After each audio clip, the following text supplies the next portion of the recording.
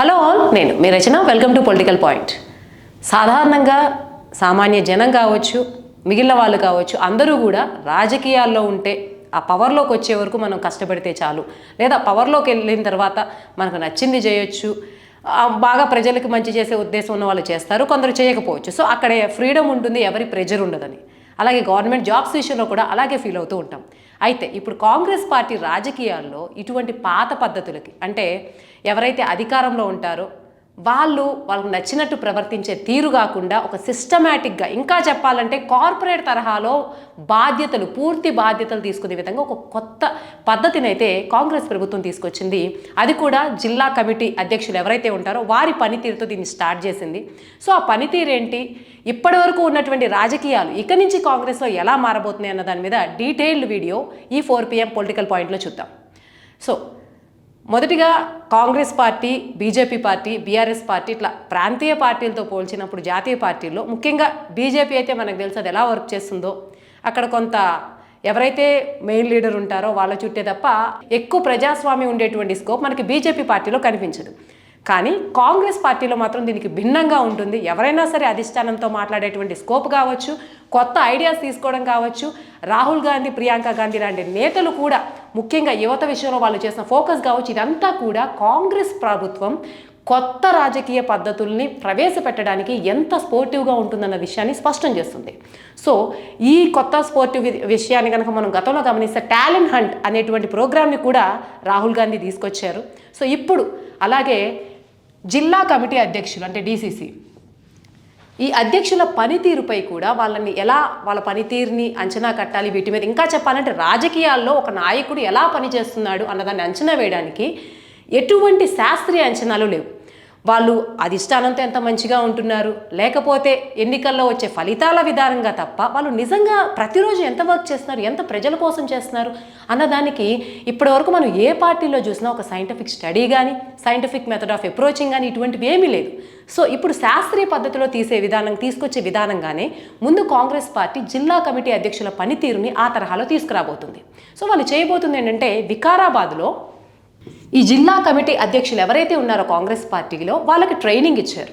Training ఇచ్చేప్పటికి 3 నెలలు పూర్తయింది. ఈ 3 నెలలు అయిన తర్వాత నిన్న ఈరోజు అంటే జూలై 15th, 16th ఈ డీసీసీ ఎవరైతే జిల్లా కమిటీ అధ్యక్షులు ఉన్నారో వారి పనితీరుని గమనించేటువంటి ఒక కార్యక్రమాన్ని కాంగ్రెస్ ప్రభుత్వం మొదలుపెట్టింది. ఇది గాంధీ భవన్లో జరుగుతుంది. దీనిలో 3 వీళ్ళ పనితీరుని సమీక్షించనున్నారు. వాళ్ళు ఎవరంటే, ఒకరు కాంగ్రెస్ ఎవరైతే ఇన్ఛార్జ్ ఉన్నారో మీనాక్షి నటరాజన్, ఒకరు మీనాక్షి, ఇంకొకరు ఎంపీ సెంథిల్, ఇంకొకరు టీపీసీసీ చీఫ్ మహేష్ గౌడ్.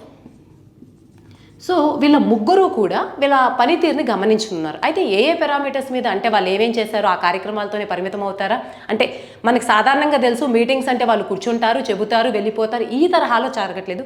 కంప్లీట్గా ఒక ప్రైవేట్ జాబ్ తీస్తే ఎంత అకౌంటబుల్గా ప్రతి దాన్ని ఎక్స్ప్లెయిన్ చేయాలో ఆ కార్పొరేట్ తరహా, ఆ ప్రైవేట్ తరహా విధానాన్ని అయితే కాంగ్రెస్ ప్రభుత్వం దీనిలో తీసుకొచ్చింది. అదేంటంటే, వీళ్ళ గత 3 నెలల పనితీరుని మొత్తం మీద కొన్ని పాయింట్ల మీద డిసైడ్ చేయబోతున్నారు. దాని ద్వారా రేటింగ్స్ ఇవ్వబోతున్నారు. మొదటిది వచ్చి, వీరు కాంగ్రెస్ ప్రభుత్వం ఏదైతే జిల్లా కమిటీ అధ్యక్షులుగా వీళ్ళ కొన్ని బాధ్యతలు అప్పగించిందో అవి ఎంతవరకు చేశారు అంటే, కమిటీ అధ్యక్షులుగా వాళ్ళ బాధ్యతలు ఎంతవరకు నిర్వహించారు, ప్రభుత్వం ఇచ్చినటువంటి సంక్షేమ పథకాలు కావచ్చు అవి ప్రజల్లోకి ఎలా తీసుకెళ్ళగలిగారు. సో వీళ్ళంతా కూడా కమిటీ అధ్యక్షులు నిన్న ఈరోజు మీటింగ్స్గా అటెండ్ అవుతున్నారు కాబట్టి వీళ్ళకి దాదాపు అరగంట సమయం ఇస్తారు.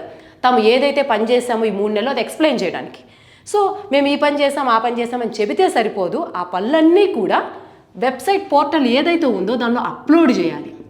అంటే ఫర్ ఎగ్జాంపుల్ వాళ్ళు అక్కడికి వెళ్ళిన ఫొటోస్ కావచ్చు, వాళ్ళు కండక్ట్ చేసింది కావచ్చు. ఇదివరకు ఎలా ఉండేదంటే, చాలామంది నాయకులు ఏం చేసేవారంటే, వాళ్ళు వేరే ప్లేస్లో ఉండి ఎవరి చేతిలో ఫోటోలు తీయించడము, లేకపోతే వాళ్ళున్న దగ్గరే ఫోటోలు ఎవరో తెలిసిన పర్సన్స్తో తీసేయడము, ఇటువంటివి చేయడానికి కొంత మాయ చేయడానికి వాళ్ళు బిజీగా ఉండో, లేకపోతే ఆ రోజు ఇంట్రెస్ట్ లేకో ఎలాగో ఒక అవకాశం ఉండేది. కానీ దీనికి మాత్రం సాంకేతికంగా కూడా అధిష్టానం దీని మీద చాలా ఫోకస్ పెట్టింది. అంటే ఒక జియో ట్యాగింగ్ సాఫ్ట్వేర్, అంటే వీళ్ళు ఏ టైంలో అంటే రేపో ఎల్లుండో మనకు కుదిరినప్పుడు ఎప్పుడో మీటింగ్ కండక్ట్ చేసి అది పెట్టడమో, లేకపోతే అంతకుముందు గతంతో పెట్టే అవకాశం లేకుండా జియో ట్యాగింగ్ సాఫ్ట్వేర్ అంటే ఏ సమయంలో ఎక్కడ ఏ ప్రాంతంలో ఇదంతా జరిగిందనే దాన్ని డిటెక్ట్ చేసేటువంటి ఒక సాఫ్ట్వేర్ని కూడా దీనికి అనుసంధానం చేశారు. సో ఇక్కడ వెరీ క్లియర్గా ఎవరు కూడా అబద్ధాలు చెప్పడానికో మాయ చేయడానికో తాము చేశామని చెప్పుకునేటువంటి ఆస్కారమే లేదు. ఇది పాయింట్ నెంబర్ 1. నెక్స్ట్ వచ్చేసి ఏదైతే వీళ్ళు ఉన్నటువంటి జిల్లాలో అక్కడ ఉన్నటువంటి ఎమ్మెల్యే కానీ వాళ్ళు కానీ వీళ్ళతో ఎంత సమన్వయంగా ఉంటున్నారు, ప్రజలకు అవసరమైనప్పుడు వాళ్ళు ఎంతవరకు అందుబాటులో ఉంటున్నారు, ప్రజలు ఏదైనా రైజ్ చేసినప్పుడు వీళ్ళు వెళ్తున్నారా లేదా, దీని గురించి కూడా వాళ్ళు డీటెయిల్డ్గా చెప్పాలి. ఇది సెకండ్, అంటే ఎమ్మెల్యేస్ అండ్ లీడర్స్ గురించి. ఇకపోతే 3వ పాయింట్ వచ్చేసి సోషల్ మీడియాలో వీళ్ళు ఎంత యాక్టివ్గా ఉన్నారు, సోషల్ మీడియాలో ప్రభుత్వం తరపున వీళ్ళు చేస్తున్నటువంటి పథకాలు అంటే డిజిటల్ యాక్టివిటీలో వీళ్ళు ఎంత స్ట్రాంగ్గా ఉన్నారు అన్నది 3rd పాయింట్. సో అంతేకాకుండా జాతీయ అకౌంట్ అంటే ఈ కాంగ్రెస్ పార్టీలో ఉన్నటువంటి జాతీయ లీడర్స్ ఉంటారు కదా, వాళ్ళ అకౌంట్స్ ఎంత యాక్టివ్గా ఫాలో అవుతున్నారు, తమ పార్టీలో కేవలం తమ వరకే కన్ఫైన్ అవ్వకుండా తమ పార్టీలో జరుగుతున్నటువంటి యాక్టివిటీస్ని ఎంతవరకు మానిటర్ చేయగలుగుతున్నారు, ఏమన్నా కొత్త వస్తే వీళ్ళకి తెలియనివైనా సరే ప్రజల్లోకి ఎంత బలంగా తీసుకెళ్ళగలుగుతున్నారు. మొత్తం మీద ఇవైతే 3 స్ట్రాంగ్ పాయింట్స్. వీటి ఆధారంగా అలాగే వాళ్ళు ఇంకేమన్నా సరే ఉన్న అనుభవాలన్నీ కూడా అరగంట టైం ఇచ్చి దీని బేసిస్గా అంటే వీళ్ళు చెప్పారు కాబట్టి వెంటనే వాళ్ళకి గ్రేడింగ్లు ఇవ్వడం ఉండదు. ఇప్పటికే అధిష్టానం ఏదైతే ఉందో ఈ జిల్లా కమిటీ అధ్యక్షుల పనితీరు గురించి వాళ్ళకు ఒక రిపోర్ట్ ఉంది. ఆ రిపోర్టుతో వీళ్ళు చెప్పినటువంటి వివరాలు సరిచూసుకుని ఏవి మ్యాచ్ అయ్యాయి, ఏవి మ్యాచ్ అవ్వలేదు, ఎక్కడ అబద్ధం చెప్పారు, ఇవన్నీ కూడా పోల్చి చూసుకుని వాళ్ళకి గ్రేడ్స్ ఇవ్వబోతుంది. మన గ్రేడ్స్ అంటే తెలుసు, సాధారణంగా మనం చదువుకునేటప్పుడు స్కూల్స్లో మార్క్స్ పర్సంటేజెస్ బదులు కూడా ఇప్పుడు గ్రేడ్సే ఇస్తున్నారు, మార్క్స్ బదులు కూడా. అట్లాగే కార్పొరేట్ చాలా సెక్టర్స్లో గ్రేడ్స్ ఇస్తూ ఉంటారు. టాప్ గ్రేడ్స్ ఉంటే వాళ్ళు టాప్ పెర్ఫార్మర్ అయినట్టు, వాళ్ళ నెక్స్ట్ ప్రమోషన్ అట్లా ఉంటుంది. సో ఇప్పుడు ఈ గ్రేడ్స్ వల్ల మంచి గ్రేడ్ ఉంటే వాళ్ళకి మైట్ బి ఇంకా మంచి భవిష్యత్తు ఉండొచ్చు, తక్కువ గ్రేడ్లో ఉంటే మీరు జాగ్రత్తగా ఉండకపోతే రాజకీయంగా మీ భవిష్యత్తుకు ప్రమాదం అని చెప్పేటువంటి సంకేతంగా ఈ గ్రేడ్స్ ఉండబోతున్నాయి. ఇప్పటివరకు కూడా రాజకీయాల్లో జవాబుదారీతనం లేకపోవడానికి, ఇంకా చెప్పాలంటే మనకు అధికారం వచ్చింది కాబట్టి 5 ఏళ్ళు సేఫ్గా ఉండొచ్చు, లాస్ట్లో ఉన్న 1 or 2 ఇయర్స్లో మనం ప్రచారం చేసో ఓట్స్ ఇంకేదన్నా చేసో అధికారంలో రావచ్చు అనేటువంటి ఒక రాజకీయ నాయకుడికి ఉండేటువంటి సగటు ఆలోచన ధోరణిని మార్చేసి రాజకీయాలు కూడా అంతే పారదర్శకంగా జవాబుదారీతనంతో ఉండాలన్న ఉద్దేశంతో కాంగ్రెస్ ప్రభుత్వం మొత్తానికి ఇటువంటి తీసుకొస్తుందని అయితే చెప్పుకోవచ్చు. మరి కాంగ్రెస్ ప్రభుత్వం తీసుకొస్తున్నటువంటి ఈ కొత్త విధానం గురించి మీరేమనుకుంటున్నారో కామెంట్స్లో తెలియజేయండి.